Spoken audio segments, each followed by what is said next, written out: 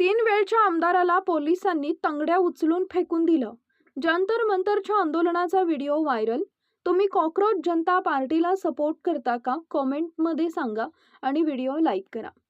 दिल्लीमध्ये कॉकरोच जनता पार्टीचं आंदोलन सुरू आहे. आज थेट संसद भवनावर मोर्चा काढण्यात आला.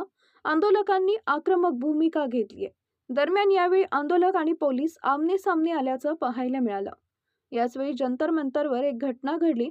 ती म्हणजे पोलिसांनी आपचे माजी आमदार अखिलेश त्रिपाठी यांना तंगड्या उचलून थेट बॅरिकेडवरून फेकून दिलाय. या घटनेचा व्हिडिओ आता चांगलाच व्हायरल होतोय. दिल्लीमध्ये कॉकरोच जनता पार्टीचं आंदोलन सुरू आहे. आज संसदेवर मोर्चा काढण्यात आला होता. त्यावेळी पोलीस आणि आंदोलक आमने-सामने आल्याचं पाहायला मिळालं. पोलिसांनी आंदोलकांना पांगवण्यासाठी अश्रुधुराचा देखील मारा केला. तसेच पोलिसांकडून लाठीचार्ज देखील करण्यात आला. दरम्यान या आंदोलनाला आम आदमी पार्टीनं देखील पाठिंबा दिलाय.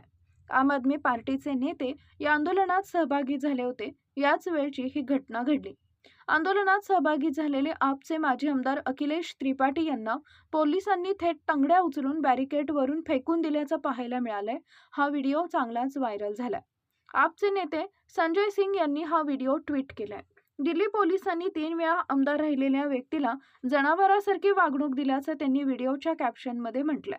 दरम्यान हा व्हिडिओ सोशल मीडियावर चांगलाच व्हायरल होत आहे. कोण आहेत अखिलेश त्रिपाठी?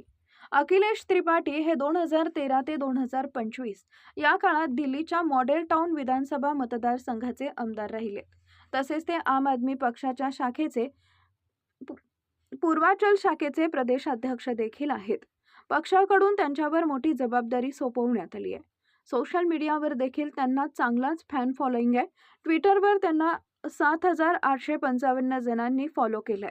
अखिलेश त्रिपाठी हे मूळचे उत्तर प्रदेशचे असून संत कबीरनगर जिल्ह्यात त्यांचं गाव आहे. त्यांनी राम मोहन लोहिया अवध विद्यापीठातून इतिहास विषयामध्ये MA केलंय. त्यानंतर त्यांनी राजकारणात प्रवेश केला.